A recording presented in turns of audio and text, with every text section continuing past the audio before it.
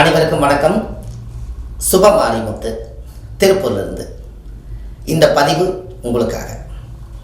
பாரம்பரிய திருவள்ளுவர் குல வம்சம், பிரசன்ன ஜோதிடர் சுபமாரிமுத்து.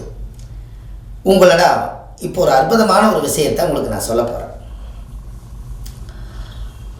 அது என்னன்னு நீங்கள் கேட்டிங்கன்னா இன்னும் கொஞ்சம் நல்லாயிருக்கும். இன்றைக்கி உள்ள டெக்னாலஜியை நம்ம தெரிஞ்சுக்கிற ஒரு விஷயம், திருடர்களை கண்டுபிடிக்க எளிமையான பாதை. எப்படிங்க ஐயா? திருடர்களை கண்டுபிடிக்க எளிமையான வழிகள். இந்த பதிவு உங்களுக்கு வேணுமானு பாருங்கள். ஏன்னா இன்றைக்கி எல்லாருமே பயந்துட்டு சிசிடிவி கேமரா நம்ம வச்சுட்டோம். அந்த சிசிடிவி கேமராவே இன்றைக்கி ஆஃப் பண்ணிவிட்டு எத்தனையோ ஒரு சம்பவங்கள் நடக்கலாம். அந்த காலத்தில் இந்த மாதிரி யாராவது ஒரு வீட்டில் ஒரு பொருளோ, நகையோ, பணமோ, ட்ரெஸ்ஸோ, காஸ்ட்லியான பொருள்களோ ஏதாவது திருடிட்டாங்கன்னா அது யார் மேலே சந்தேகம் இருக்குதுன்னு அவங்களுக்கு தெரியாது. ஆனால் இன்னாராக இருக்குமோ, இன்னாராக இருக்குமான்னு எல்லாத்துக்குள்ள ஒரு பிரச்சனை போயிட்டு இருக்குது. கரெக்டுங்களா? சரி, இதைய உங்கள் வீட்டில் ஒரு 10 பேர் வேலை செய்கிறாங்க, 50 பேர் வேலை செய்கிறாங்க. இந்த 50 பேர்த்தையும் நம்ம சந்தேகப்பட முடியுமா? சந்தேகப்பட முடியாது. காரணம் என்னென்னா, விசுவாசமாக வாழ்கிறாங்க.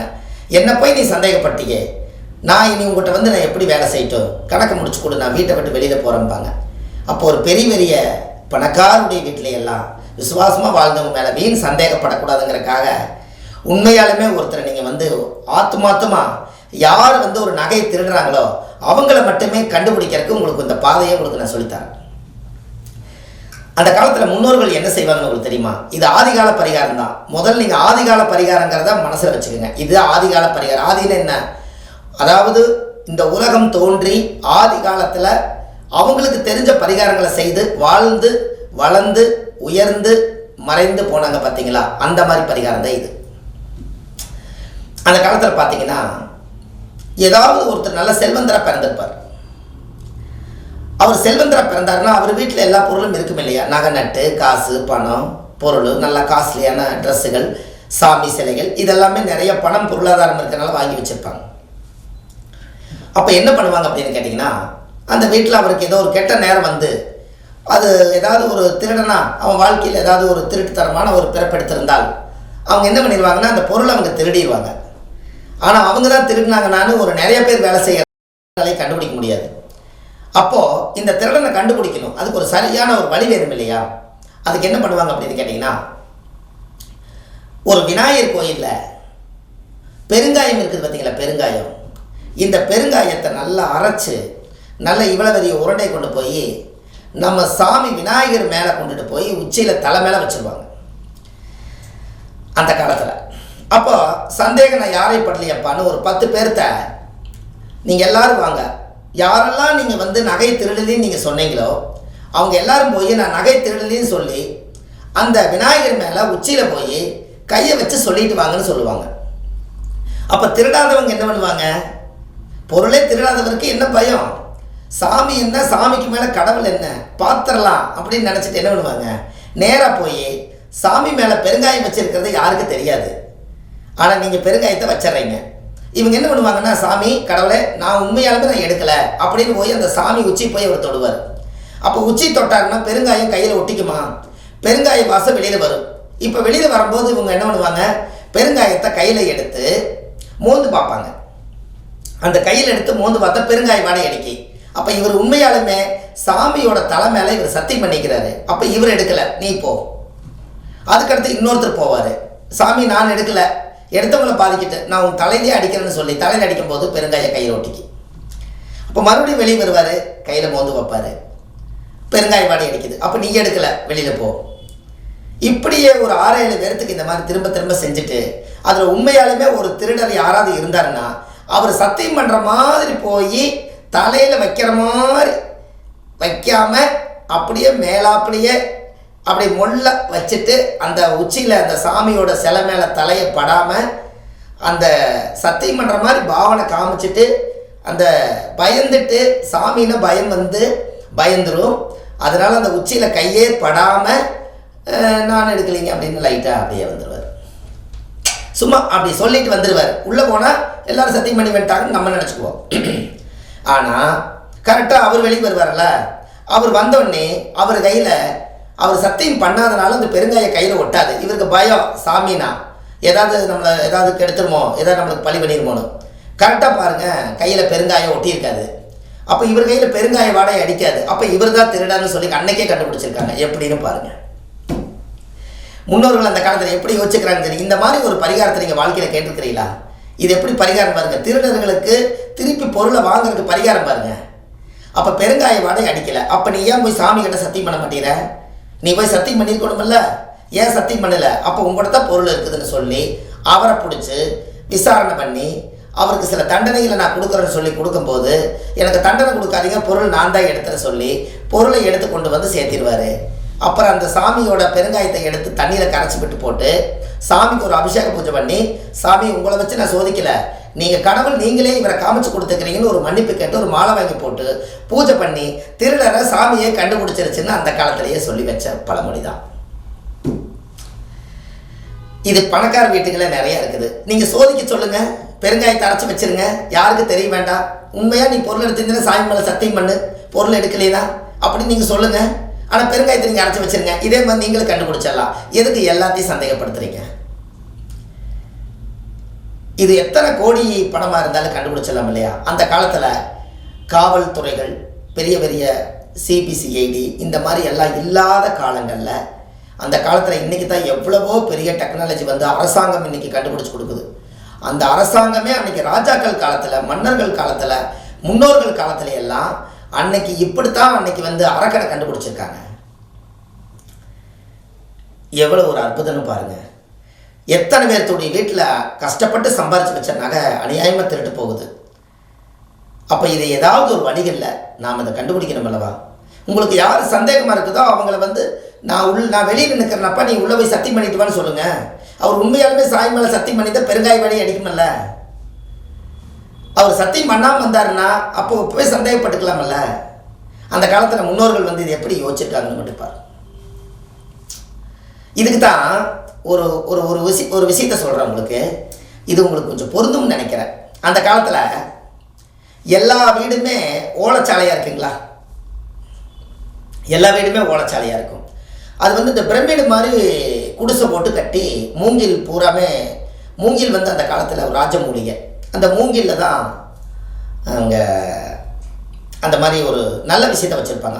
மூங்கில் தான் வச்சுருப்பாங்க. மூங்கிலாக இருக்கும் உள்ள. இதில் வவ்வாலெல்லாம் போய் தங்கிட்டு வந்துட்டு போயிட்டுருக்கும். அப்படித்தான் அவங்க வந்து வீடு கட்டியிருப்பாங்க. அவங்க என்ன பண்ணுவாங்கன்னா, அந்த நகையெல்லாம் கொஞ்சம் தான் சேர்த்து வைப்பாங்க. இவ்வளோ சேர்த்துனாலே 10-20 பவுன் ஆயிடும். இந்த நகையை வந்து திருடன் வந்து வீட்டுக்குள்ளே வருவான்.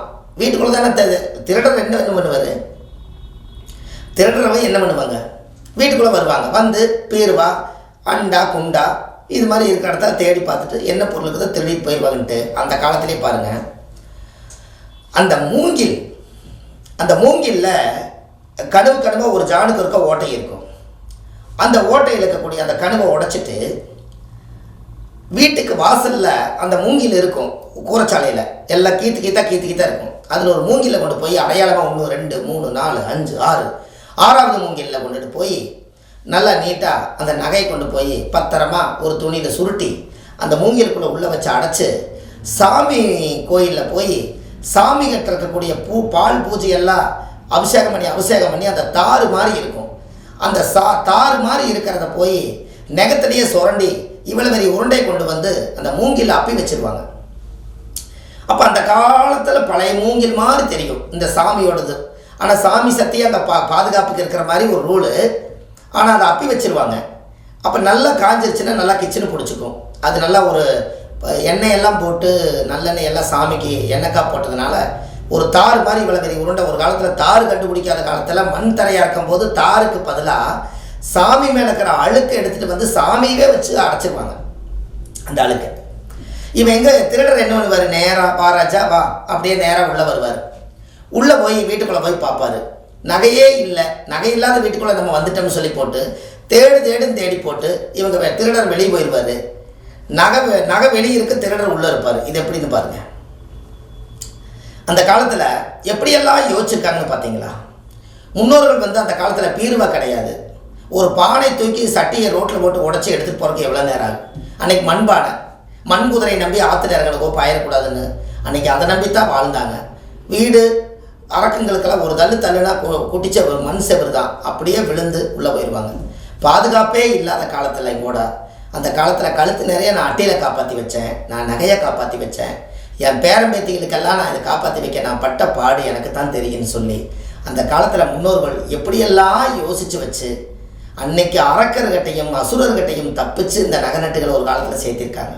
எனக்கு எங்கள் அம்மா சொல்லுவாங்க, ஒரு பவுன் நான் 100 ரூபாய்ன்னு சொல்லி வாங்கினேன், என்னோட கழுத்தில் அட்டியில் போட்டிருக்கேன், இன்றைக்கி நான் போட்டிருக்கேன், இது 100 ரூபாய்க்கு நான் வாங்கினேன் அப்படின்னு அம்மா சொல்லுவாங்க. அப்போ தான் நினச்சேன், இன்றைக்கி 100 ரூபா நகை இன்றைக்கி 40,000 ரூபாயில் நிற்கிதுன்னா 4000 மடங்கு, நம்ம 40,000 மடங்கு இன்றைக்கி எவ்வளோ வளர்ந்துருக்குதுன்னு பாருங்கள் நகையோட மதிப்பு.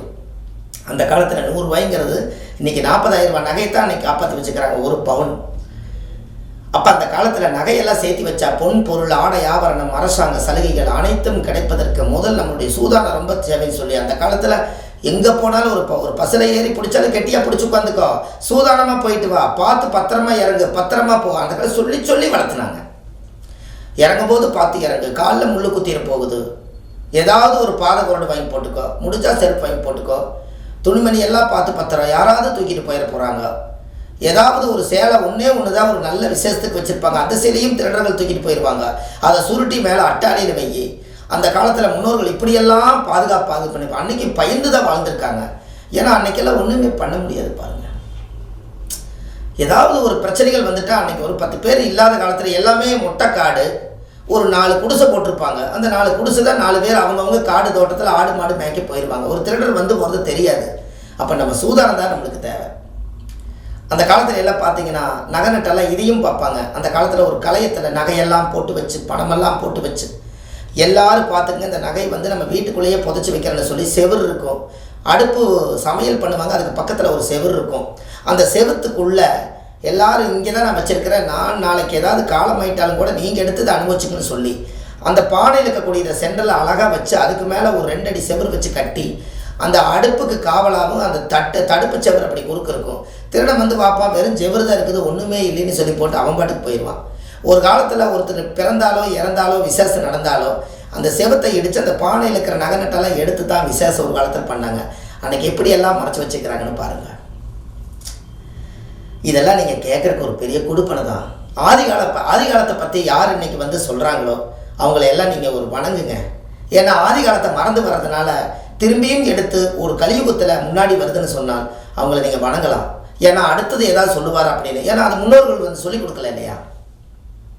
இதை நீங்கள் எல்லாம் தெரிஞ்சுக்கணும் அப்படிங்கிறதுக்காகவும் சுப மாரிமுத்து, என் பேர் சுப மாரிமுத்து, நீங்கள் சுப மாரிமுத்துன்னு போடுங்க. எனக்கு கடவுள் கொடுத்த வரப்பிரசாதம் சுபம் மாரிமுத்து. நீங்கள் யூடியூப்பில் போடுங்க, சுப மாரிமுத்துனே போடுங்க, என்னுடைய சேனல் வரும். வள்ளுவர் வாக்குன்னு போடுங்க. நான் வள்ளுவர் பாரம்பரியத்தில் நான் வந்து ஆதி காலத்துலேருந்தே எங்கள் முன்னோர்கள் இது எல்லாம் சொல்லி சொல்லி வளர்த்துறதுனால எனக்கு மனசில் இருக்கிறனால இது எந்த புக்கையும் பார்த்து சொல்லணுங்கிறது இல்லை, நான் பார்த்த அனுபவங்களே இது விளவு. எத்தனை எனக்கு தெரிஞ்சு விவரம் தெரியாத காலத்திலிருந்தே நாமெல்லாம் ஜோதிடத்தில் 13 வயசுலேருந்து இந்த ஜோதிடத்தை கையாண்டு வளர்ந்து இன்றைக்கி ஏதோ மக்களுக்கு ஒரு நவகிரகத்தை தொட்டு இன்றைக்கி வழிகாட்டுற அளவுக்கு இறைவன் நம்மளை வச்சிருக்காரு. அதுவே ஒரு பெரிய கொடுப்பனை. ஒருத்தருக்கு நேரம் சரியில்லைன்னா அவங்க பயந்துக்கிறாங்க, ஆனால் அந்த நேரத்தை வந்து தலையெழுத்தவே மாற்றி அமைக்கிற சக்தி கடவுளுக்கு இருக்குது. அடுத்த தூதர்கள் ஜோதிடர்கள் தான். அப்போ எவ்வளோ பெரிய பவர்னு பாருங்கள். நவகிரகத்தினுடைய தூதர்கள் ஜோதிடர் தான். அப்போ இந்த ஜோதிடம்ங்கிறது அவருக்கு தானே ஞானத்தை இறைவன் கொடுத்தாரு. உங்களுக்கு டைம் சரியில்லைன்னா நீங்கள் ஒரு பொருத்தம் பார்க்க வர்றீங்க, தாய் தகப்பனைத்தான் அந்த குழந்தை நம்புது, அதுக்கு அடுத்தது வந்து ஜோசியர் தான் நம்பி வர்றாங்க. இந்த பொண்ணை யார் கட்டி கொடுத்தா நல்லா வாழுன்னு சொல்லி அடுத்த ஜாதகத்தோட உயரவே கையில் எடுத்து ஜோசியர் கையில் தானே ஒப்படைக்கிறாங்க. வேற யாருக்கிட்ட ஒப்படைக்கிறாங்க சொல்லுங்கள்? எங்கேயும் ஒப்படைக்க முடியாது. அப்பேற்பட்ட இடத்துல ஒரு ஜோதிடம் என்பது ஒரு நவகிரகத்தினுடைய தூதர்களாக இருக்கிறனால நவ வழிபாட்டில் நம்ம கரெக்டாக இருந்து வந்தால் கண்டிப்பாக நல்லா இருக்குங்கிறதுக்காகத்தான் இந்த ஆதிகால பரிகாரம்னு ஒன்று நான் வந்து இது வரைக்கும் நிறைய யூடியூப்பில் பரிகாரங்கள் நிறையா கொடுத்துருக்கேன். 1000 விதமான பரிகாரம் கொடுத்துருக்கேன். இருந்தாலும் எனக்கு இந்த ஆதிகால பரிகாரத்தை சொல்கிறதுல எனக்கு ரொம்ப சந்தோஷம். ஏன்னா நம்ம ஆதி காலத்தில் கொஞ்சம் சிலிண்டரு புதுசாக அடுப்பு வந்த காலம் அப்போ எனக்கு விவரம் தெரியுது. அப்படின்னா ஒரு 30 வருஷத்துக்கு பேக் வருங்களா அப்படி. அதனால் அதுக்கு முன்னாடி விறகடுப்பில் உட்காந்து நாங்களே வந்து அடுப்பில் வச்சு விறகெல்லாம் வச்சு குளிர் காய்ச்சிக்கிட்டே அந்த காப்பி கிடைக்கும். அப்படியே ஓலை வச்சு பற்ற வச்சு வாழ்ந்ததெல்லாம் எங்களுதில் உண்மையாலுமே இருக்குது. ஏன்னா அது வந்து எனக்கு கிடைச்ச வரப்பிரசாதம். அந்த வறுமை கொஞ்சம் களி, சோளம், கம்பு, ராகி மறையிற காலம், ஆடி மாதமானால் எங்களுக்கு வெள்ளச்சாப்பாடு கிடைச்ச காலத்தில் நான் பிறந்தேன். அது ஏதோ கடவுளுக்கு நன்றி. அதாவது ஜோதிடத்துக்கு வராதுக்கு முன்பு சோத்துக்கே வழி இல்லை, ஜோதிடத்துக்கு வந்த பிறகு சோறு திங்க நேரம் இல்லை. இதுதான் உலகம், பார்த்துக்குங்க. அந்தளவுக்கு மனுஷனை வந்து உயர்த்தி வேகமாக எங்கேயோ கொண்டு போகுது. அப்படித்தான் நம்மளாம். ஆனால் அதே மாதிரி தான் எல்லாத்துக்கும் நம்ம ஜாதகம் முறையோடு பார்க்குறோம், முறையாக கணிச்சு முறையாக பலன் சொல்கிறோம். அந்த குடும்பத்தவே நம்ம கையில் எடுத்து காப்பாற்றுற அளவுக்கு கடவுள் மேலே பாரத்தை வச்சு நாங்கள் செய்கிறோம். இன்றைக்கி பல குடும்பங்கள் நல்லா இருக்காங்க. எனக்கு தெரிஞ்சு நிறைய ஆயிரக்கணக்கான மக்களுக்கு நான் ஜோதிடம் பார்த்துருக்கேன். நிறைய நாடுகளுக்கு போயிட்டு வந்திருக்கேன், வெளிநாட்டுகளுக்கு போயிட்டு வந்திருக்கு. இப்போ தான் துபாய் போயிட்டு வந்தோம், இதுக்கு முன்னாடி மஸ்கட் போனோம், அதுக்கு முன்னாடி சிங்கப்பூர் போனோம், இப்போ மலேசியா கிளம்பியாச்சு. எல்லாமே எல்லா நாடுகளுக்குமே போய் இந்த ஜோதிடத்தையும் இந்த ஆதிகாலத்தையும் எத்தனையோ பேர்த்துக்கு என்னுடைய உயிர் சக்தி இருக்க வரைக்கும் இதை உலகத்துக்கு கொடுக்கணும். அவ்வளவே தான். இது எல்லாம் உங்களுக்கு கேட்குறதுக்கு சந்தோஷமாக இருக்கா? என்னென்னு எனக்கு ஏதாவது ஒரு ஃபோன் பண்ணி நீங்கள் எதாவது சொல்லுவீங்களா? கொஞ்சம் சந்தோஷப்படுவேன். யார் என்னென்னலாம் தெரியாது, உலகம் எனக்கு எல்லாமே சொந்தம்தான். அதனால் வந்து உலகத்தில் இருக்கிறவங்க அத்தனை பேருமே எனக்கு தாய் உள்ள தான், என்னுடைய ரத்த சம்பந்த உறவுகள் தான், என் பூர்வ ஜென்ம பந்தம் தான். அதனால் நீங்கள் எனக்கு ஒரு ஃபோன் பண்ணி சொல்லுங்களேன், ரொம்ப சந்தோஷப்படுவேன். இதெல்லாம் கண்டுபிடிக்கிறதுக்கு இதெல்லாம் இப்படியெல்லாம் ஒரு வழிகள் இருக்குதுன்னு உங்களுக்கு ஒரு விழிகளாக பாருங்கன்னு சொல்கிறதுக்காக நான் சொன்னேன் இல்லையா? ஒரு காலத்தில் இன்றைக்கி சிசிடிவி கேமரா இருக்குது, அந்த காலத்தில் சிசிடிவி கேமரா இல்லாத காலத்திலேயே இதை ஒரு காலத்தில் நியமித்து வச்சுருக்காங்க. அப்போ ஒரு லென்ஸு அப்படிங்கிறது ஒரு பெருங்காயத்தில் போய், அதுக்கு பேரே பெருங்காயம். நீங்கள் ஏதாவது காயமாக இருந்துச்சுன்னு வச்சுக்கோங்களேன், காயமாக இருந்துச்சுன்னா ஏதாவது ஒரு கீரல் பட்டுருச்சு, நம்ம ஒரு கல்லில் போய் டக்குன்னு கையை முட்டிட்டோம்னா அன்றைக்கி காயத்தில் வந்து பெருங்காயத்தை அரைச்சி அது பத்து போடுவாங்க அந்த காலத்தில், பெருங்காயத்தை அரைச்சி. அதனால் அந்த பெருங்காயத்தை அரைச்சி போட்டால் பெருங்காயம் ஆகாதாம்மா, பெருங்காயம் ஆகாதான். பெரும் காயம் பெரிய காயம் ஆகாதுங்கிறதுக்காகத்தான் அதை பெருங்காயம்னு வச்சுருக்காங்க. காலப்போக்கில் அது பெருங்காயம். எப்படி காக்கா பிடிச்சன்னு பேர் வந்து, கால் கை பிடிச்சாவது வாழ்க்கையில் முன்னுக்கு வாடு சொன்ன வார்த்தை கால் கை, காக்கை, அப்புறம் காக்கா, அப்புறம் பிடிச்சேன்னு வந்துச்சு இல்லையா? அதுபோல் பழமொழி சுருக்கினதுனால யாருக்கு தெரியுது? அதனால் பெருங்காயம், அதனால் பெருங்காயத்தை போட்டு அரைச்சா பெருங்காயம் ஆகாதான். அதனால தான் பெருங்காயத்தை வந்து நீங்கள் சோப்பில் வச்சுக்கோங்க, காயமாக வீட்டுக்கு வந்து சேருவீங்க.